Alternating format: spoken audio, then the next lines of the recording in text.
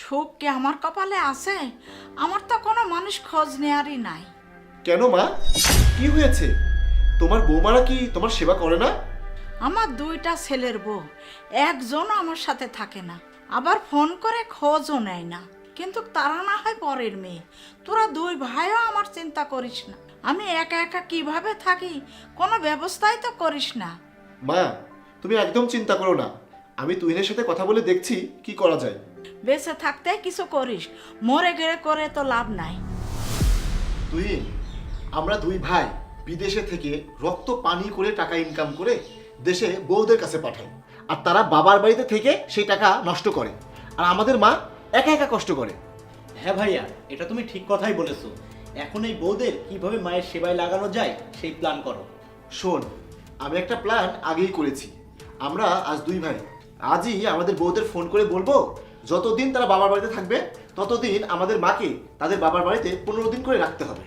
যদি না রাখতে চাই তাহলে কি করব? যদি রাখতে না চাই তাহলে আমরা বিদেশ থেকে তাদের টাকা পাঠানো বন্ধ করে দেব। বাহ, ভালো বুদ্ধি করেছো তো ভাইয়া। শোন, আমরা এইভাবে একটু কঠিন হলেই আমাদের বউরা বাবার বাড়ি ছেড়ে মায়ের কাছে গিয়ে থাকবে আর মায়ের সেবা করবে। হঠাৎ এই অবেলায় ফোন করলে কেন? কেমন আছো সেটা জানার জন্যই ফোন করলাম। আমার কাছে আর একটা টাকাও নেই, কিছু টাকা পাঠাও। টাকা দিব, তার আগে বলো, তুমি আমার মায়ের কোনো খোঁজ নিছো? সে কেমন আছে? গত মাসে ফোন করেছিলাম, সে ভালোই আছে। 1 মাস আগে ফোন দিছো, তাতেই তোমার দায়িত্ব শেষ? এই বুড়া মানুষটা একা একা থাকে, একা একা রান্না করে খায়। একবার নিজের বিবেকের কাছে প্রশ্ন করে দেখো তো, এটা কি তুমি ঠিক করছো? আমার আর এত কিছু ভালো লাগে না। তার ছেলের বউ তো আরো একটা আছে, তাকে কিছু বলতে পারো না? হ্যাঁ, আমরা দুই ভাই মিলেই সিদ্ধান্ত নিয়েছি, যতদিন তোমরা তোমাদের বাবার বাড়িতে থাকবে ততদিন আমার মা 15 দিন করে তোমাদের কাছে গিয়ে থাকবে। আমার মা আর একা থাকবে না। আরে না না, আমাদের এখানে তো রুম নাই, সে কিভাবে থাকবে? আর আমার বাবা পারবে না 15 দিন তাকে বসে বসে খাওয়াতে। না পারলে তুমি আমার মায়ের কাছে গিয়ে থাকো। তোমাকে তোমার বাবার বাড়িতে থাকলে আমি আর টাকা দেবো না, সেই টাকা দিয়ে আমি আমার মায়ের সেবা করার জন্য কাজের মানুষ রাখবো। এ তো দেখছি মহাবিপদ, পরে সবই হারাবো। এক কাজ করি, তার চেয়ে রাজি হয়ে যাই। আচ্ছা ঠিক আছে, আমি কালই চলে যাব। ঠিক আছে।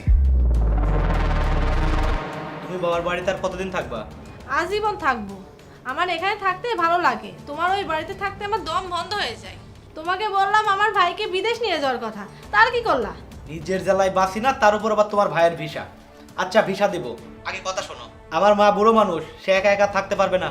আমরা দুই ভাই সিদ্ধান্ত নিয়েছি, তোমরা বউয়েরা যতদিন বাবার বাড়িতে থাকবা ততদিন আমার মা 15 দিন করে তোমাদের সাথে থাকবে। আমাদের অনুমতি না নিয়ে তোমরা এই সিদ্ধান্ত কিভাবে নিলে? আমি মানি না এসব। আমার মা অনেক কষ্ট করে বড় করে বিদেশে পাঠিয়েছে, এই বুড়া বয়সে সে একা একা কষ্ট করবে, রান্না করে খাবে? সেটা তো হতে পারে না। তুমি না পারলে আমি অন্য ব্যবস্থা করব। অন্য কি ব্যবস্থা করবা? আমার মায়ের সেবা যত্ন করবে এমন একজন বউ নিয়ে আসবো। ওরে, লক্ষণ তো ভালো মনে হচ্ছে না। আচ্ছা, তোমার আর কিছু করতে হবে না, আমি কালই মায়ের কাছে যাব। কথা যেটা বলেছো সেটা মনে রেখো, নইলে কিন্তু নিজের কপাল নিয়ে নিজেই ভেবে দেখো।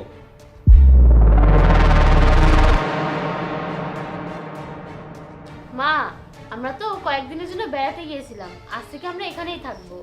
আপনার আর কোনো কষ্ট হবে না, আমরা দুই বউ মিলে সব করব। আপনি শুধু আরাম করবেন। আমি কি স্বপ্ন দেখছি? না তো, বাস্তবেই তো।